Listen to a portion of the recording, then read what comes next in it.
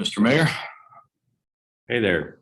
So apologies for the audio and temporary setup here today. So,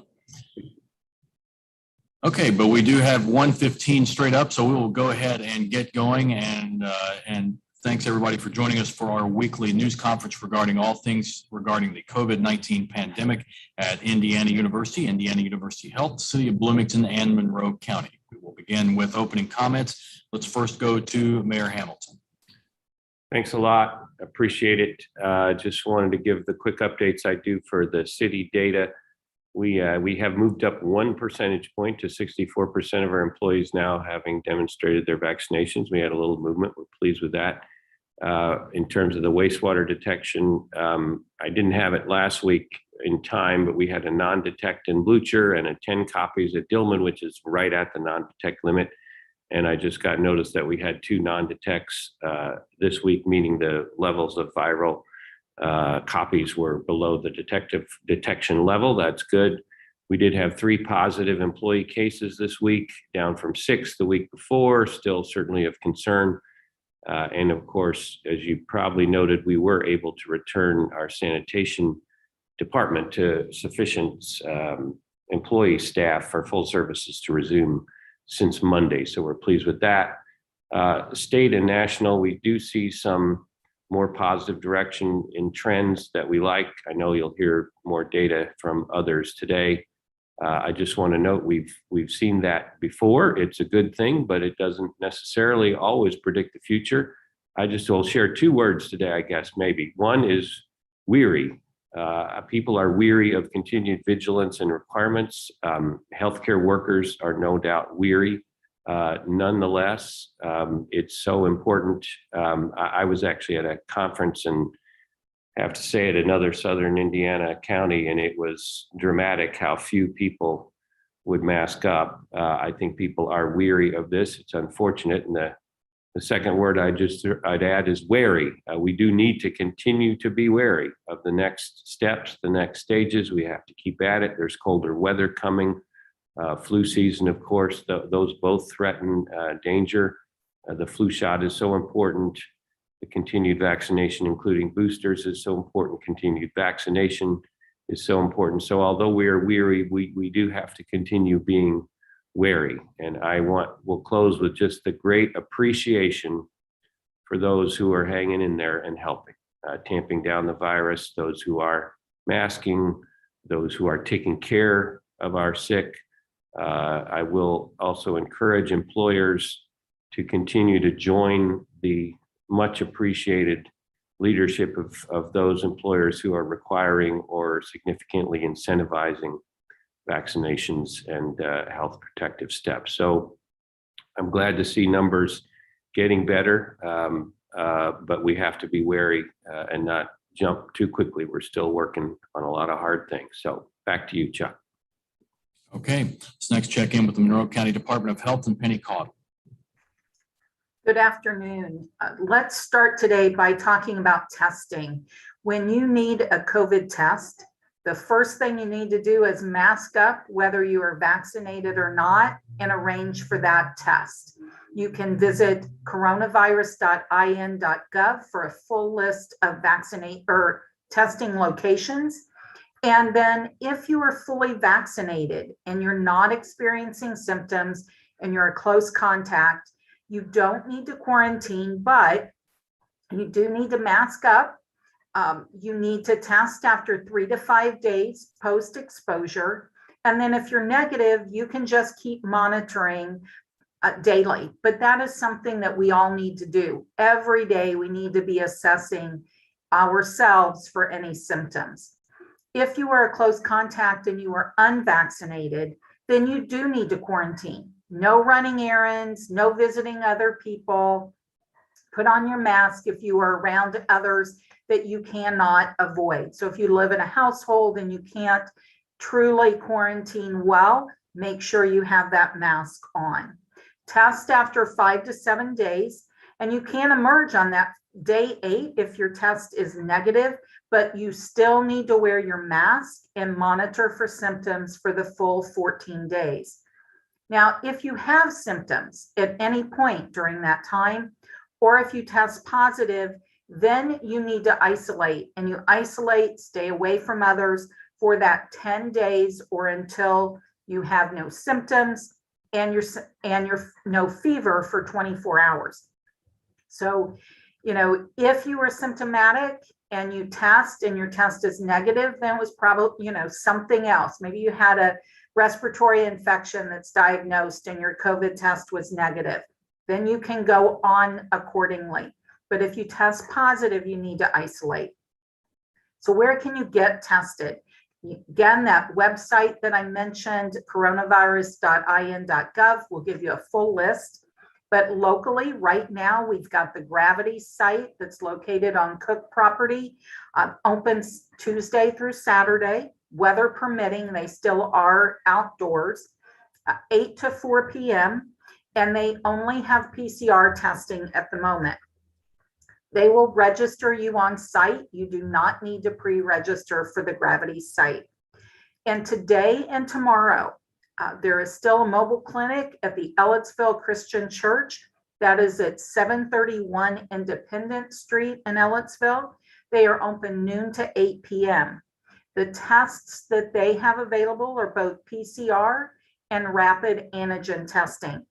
And they also have vaccine available. So if you're needing your vaccine and you're in the Ellettsville area, you can stop in today or tomorrow and get your Pfizer or your Johnson & Johnson vaccine.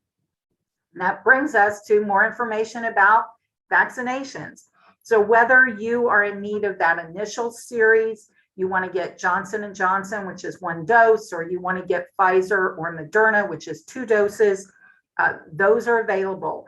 If you are someone with a compromised immune system that needs that 3rd dose of Pfizer or Moderna, that's available.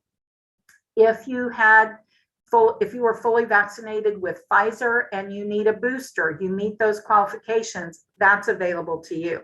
So there is vaccine available in many locations, and you can visit ourshot.in.gov to get a full list and a map of those.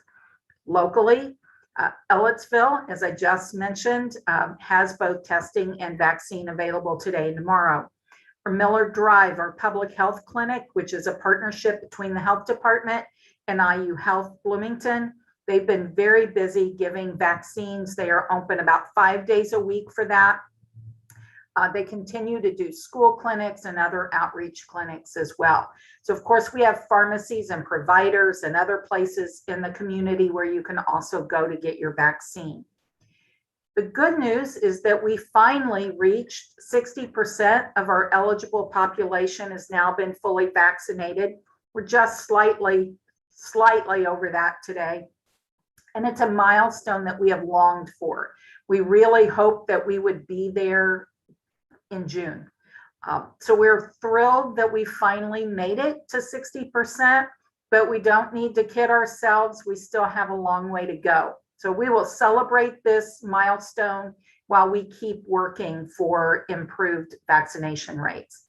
Increasing our vaccination rate will go a long way to easing both transmission and restrictions.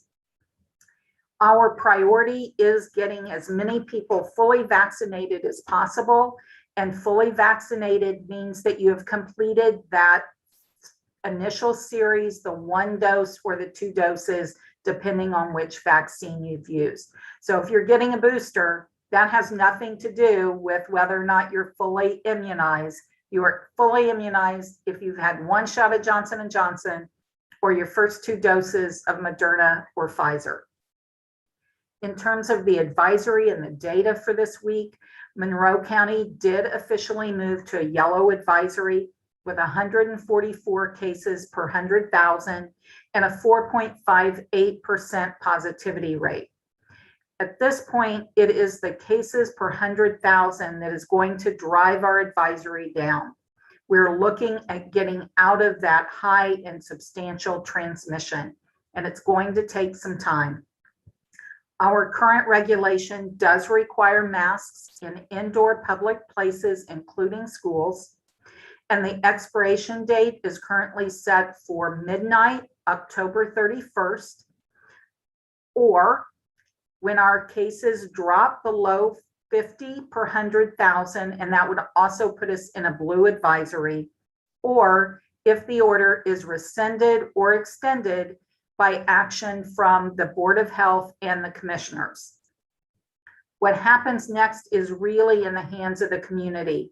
Doing all that we can as individuals will help reduce transmission, will create in both disease rates and the need for regulations. So we can reduce the need for both of those things. We can reduce the transmission rate, I kind of misspoke there, and we can reduce the need for regulations if we follow all the precautions that we've been talking about and we get vaccinated. And finally, influenza season has begun. Get your flu vaccine now, continue prevention measures, and remember that what reduces the spread and the transmission of influenza also reduces the spread and transmission of COVID-19 and other respiratory infections. And finally, remember that your COVID vaccine and your flu vaccine can be co-administered. Back to you, Chuck. Okay, let's next check in with IU Health and Brian Shockney. Hello, everyone. Thank you and for joining us this afternoon. Our region is still experiencing a steady volume of COVID-19 patients. We've not seen much change over the past 2 weeks. We're kind of at a plateau. We were hoping for that significant drop as we had seen in previous surges. The same is true of IU Health Bloomington and Monroe Hospital.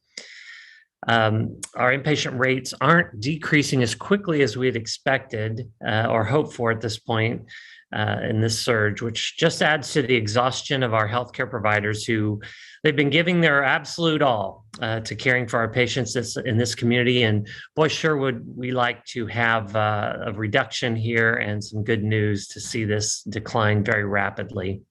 And Penny's already spoken about how that can happen. People continue to get COVID. And even though we've learned a lot about COVID and how to treat it, we are still continuing to see deaths from this disease. USA Today recently reported that over 352,000 people in the United States have succumbed to this coronavirus as of Tuesday, October 5th. That's the same amount of COVID deaths that the nation saw in total in 2020. So while the pace of deaths has slowed down nationwide compared to 4 weeks ago, it's disheartening to know that in 2021, it will result in a higher number of deaths than the previous year. I would, however, like to share one item that recently provided me with some hope and trust, and I hope it does the same for you. I was in the hospital rounding on our team members when the Beatles' "Here Comes the Sun" song came on over the hospital speaker system. Early in COVID-19, like many hospitals, we adopted the playing of that song to highlight the excitement that a COVID patient that was being discharged from home for our team as well as for the patient and their family. And in the South Central region, we have discharged over 1,800 patients that have been in our care with the primary diagnosis of COVID, were admitted just for COVID. To this day, 18 months into the pandemic, I still smile every time I hear that song. It is a reminder of the resilience and small victories that we have experienced through this pandemic. And I'm happy to take questions at the end. Okay, and in my temporary setup here, I skipped straight out of the other Monroe County person. I usually go in order from the health department to Julie Thomas. So let's go to Julie Thomas next. Sorry for that. No apologies necessary. Thank you so much, Chuck. And thanks everyone for being here today. As always, it's always good to have these conversations with the community to keep everybody up to speed on what's going on. And it is 18 months. It's crazy to imagine that. And I don't think at the beginning we dreamed that we would have a vaccine so soon. And yet here we still are. And that's tough. And we can't be complacent despite, it's great to have these numbers on the decline, but we cannot be complacent. And we cannot thank our healthcare workers enough, our essential workers enough for all they're doing. But what we can do is help them out by giving them a break, and we can give them a break by getting vaccinated and wearing our masks when we're out in public. All these businesses that are suffering, we can help them, and we should be helping them too. We're tired of COVID. COVID's not done with us.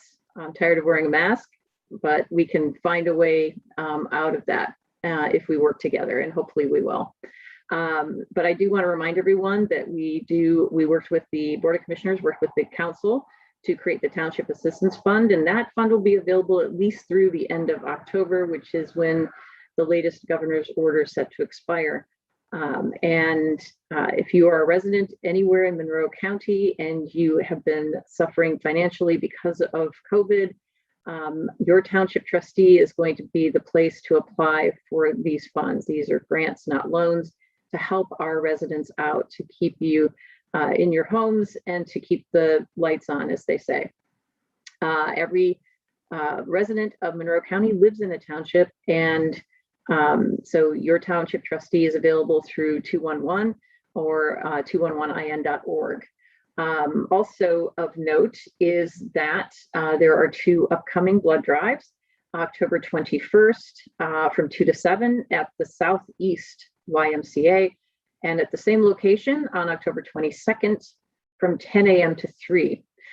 So go to redcross.org and please sign up. We've appreciated the community support so far, but blood is always something we need more of in this community, especially in these tough times. And with that, we will take questions. Thanks.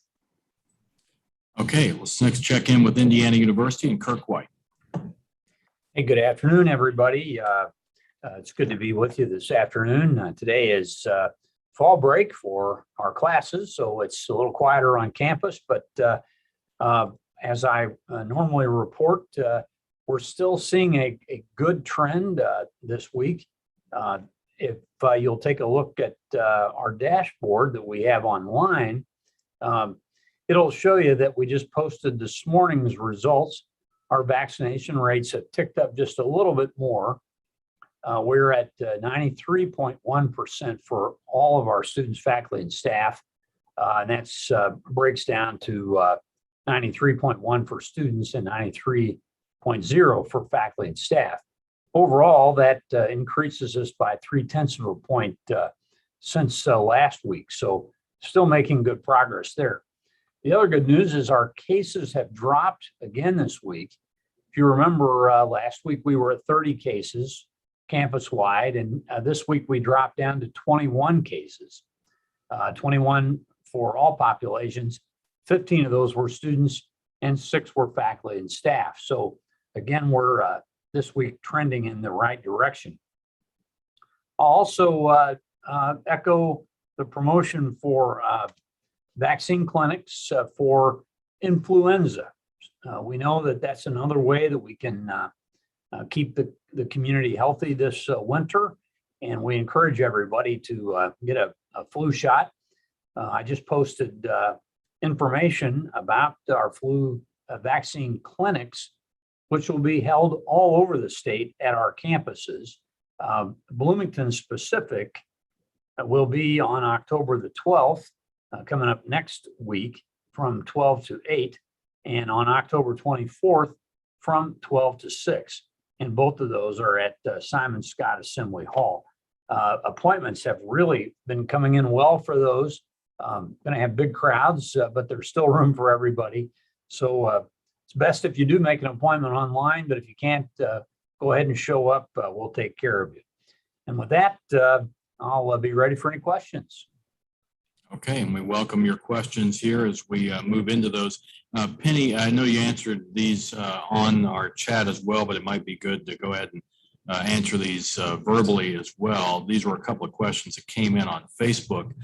So the question is, do we need an appointment at the Miller Drive Clinic for a booster? And then the other one, is there a listing of the various places you can receive a flu vaccine? Yes, you do need an appointment, whether you're getting your initial dose or a booster or a third dose. They do have all the vaccines available, but you want to make sure, especially if you're getting a booster, that when you come that day, that we haven't run out of that particular vaccine. We don't tend to have a problem with that, but I just say that just in case.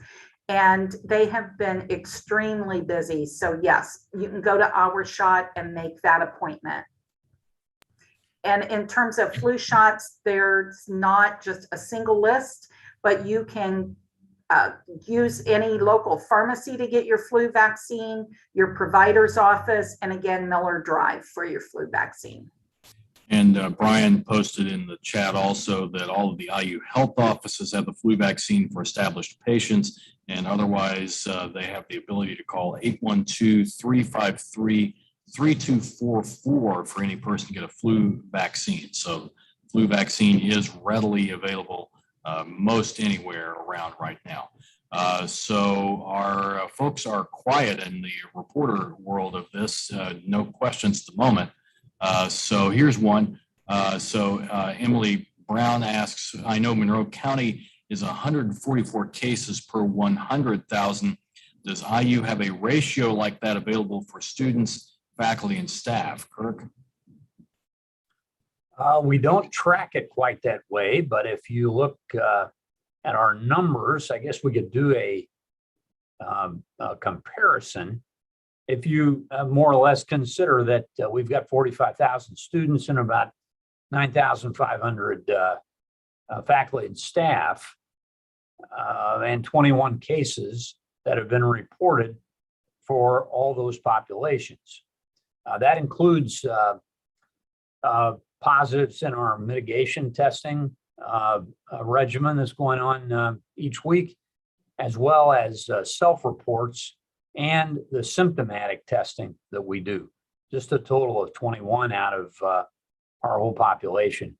But it's a little hard to put that into numbers because we don't test everybody every week. So, but if you take the subset of our total population, you could extrapolate something out of that.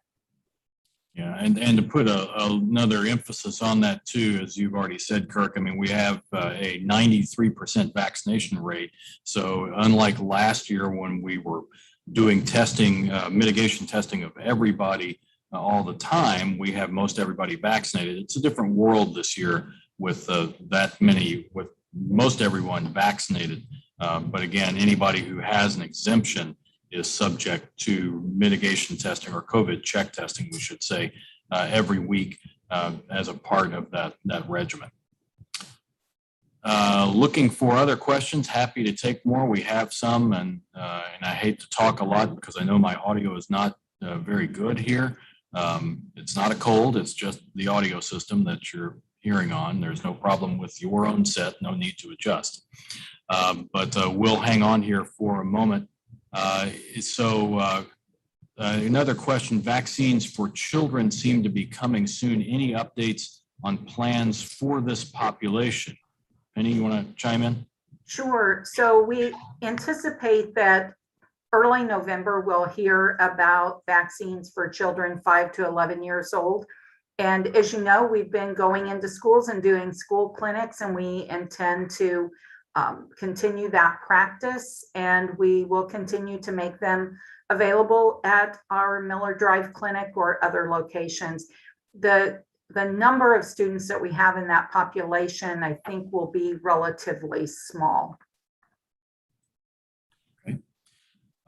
So again, any other questions here? We'll hang on just a moment before we sign off here as we plan to be back again, as always, next week at 1:15.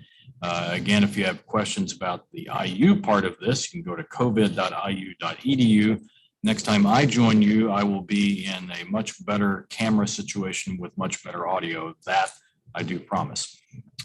So seeing no others, I'm going to go ahead and sign it off there, and we will call it a week and join you again next week. Thank you.